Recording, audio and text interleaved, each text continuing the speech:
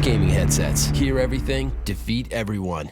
Okay, and we're back with another video. Shivjam here. I'm very excited to be back. No, it hasn't even been that long. You guys need to be more patient. It's been about a week since my last video, so I am back again this time to talk about the very exciting Xbox reveal. New name of the new console, the Xbox One. If you follow me on Instagram or Twitter, you would have seen that I was well and truly on the upkeep with that one, tweeting along and Instagramming along with all of you during the reveal. Now, for Australians, we had to stay up until 3 AM for this one. It was a big effort to actually go ahead and stay up that late for what we got out of it.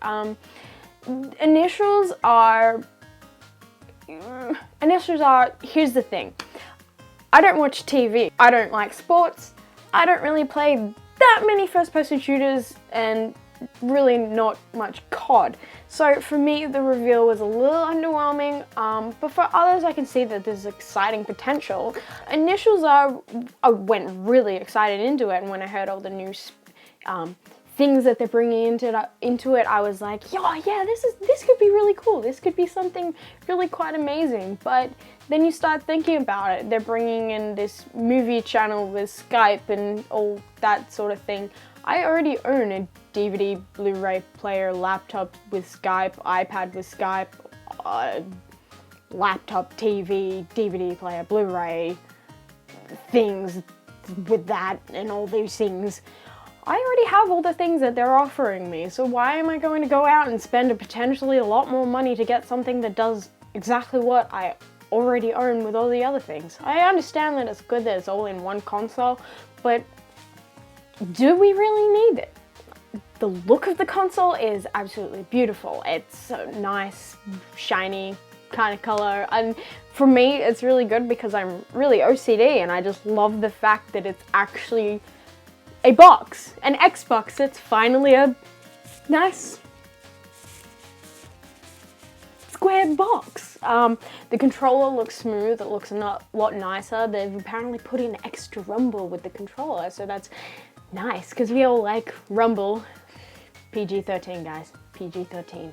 The Kinect looks really good. I'm a little bit wary of the fact that it's apparently meant to be staying on the whole time. Now that might just be from the microphone point of view, but the idea of having an electronic device with a camera in it that can remain on and connected to the internet when I'm not choosing for it to be connected to the internet is a little bit terrifying for me.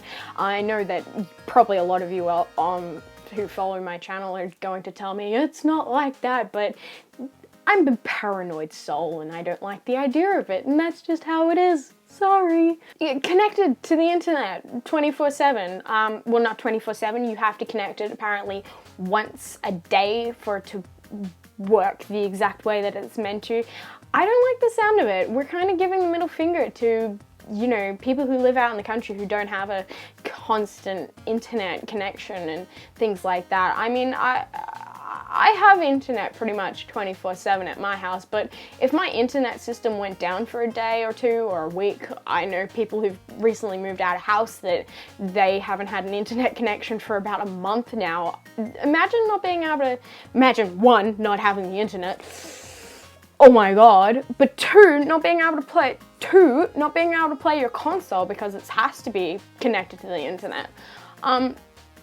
That just does not sound fun for me. I wouldn't want that kind of system in general to, you know, work with. It sounds like a pain, like an absolute pain to have to deal with. And, you know, especially for Australians, we have some of the worst connection speeds in the world when it comes to the internet. So to have a console that you have to have on the internet all the time is daunting and it sounds horrible to me. Another thing was used games. Apparently we're not going to be able to get used games, or there's going to be a fee for used games. If any of you guys can actually explain this to me. I've been trying to keep up with all the articles, but one article says this and then the other article says this, and I have no idea what the hell's going on with this used game things. But from what I can from what I can understand, both consoles, not only the Xbox One but the PlayStation 4, are trying to step away from used games. For someone who worked at a retailer who sold video games for 2 years, I know that used games and video games in their nice little packagings are a dying breed, and they are going to go away eventually, which is horrible. But it is something that they're trying to step away from, and I guess that's just how it's going to be from now on. And with the new generation, you had to come with new stuff. Another thing was indie developers apparently are not going to get their day in the sun. So Xbox Live Arcade type things. I'm going to be 100% with this. I don't really know that much when it comes to the whole what they're doing with the indie game side of it. But from what I've read, they're not really giving them that much attention, and it's sad to see, because some of the indie developers, and I know quite a few guys I've met during my time meeting people in the gaming community that are indie game developers, and it's sad to see that they might not get the appreciation that they should with the console. Another thing was the graphics side of it. From what they showed of the FIFA and Call of Duty and other things, the graphics are looking very impressive, but I'm not going to just jump into that too much until I see some more stuff from E3, because that might not be exactly what we're getting. So I don't want to jump too much into it and think, yeah, that's really cool, that's really awesome, and then I get the console and it's nothing like that, and I crawl back into a cold little hole. New Call of Duty! I don't know really what to say about that. A Call of Duty is a Call of Duty, and as we all know from my previous videos, I'm not really much of a big Call of Duty fan.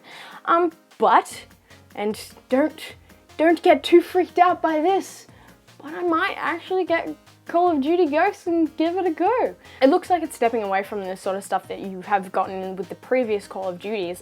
It looks new, it looks shiny, it looks like it's got more storyline to it, which really is what I like in video games. I like my storylines a lot, and I have to admit the combat is a great part of it, and I love combat games, but if it doesn't have a thick storyline with great characters that I can connect to, I'm not going to play it. And since the announcement of the Call of Duty dog, Call of Duty Ghosts is looking very good to me because of the dog. It looks like there's going to be a lot of character connection to an animal in there. As a big animal person, I know that they're probably going to do some horrible things to that dog, and I'll probably end up crying, but if a game can make me cry over a character, they're doing well in my book. All the good ones that I like made me cry, but I'm a very emotional person and I like to cry at pretty much everything. Looks like a game I'm actually going to pick up, and that's really, really quite scary, that I might play Call of Duty.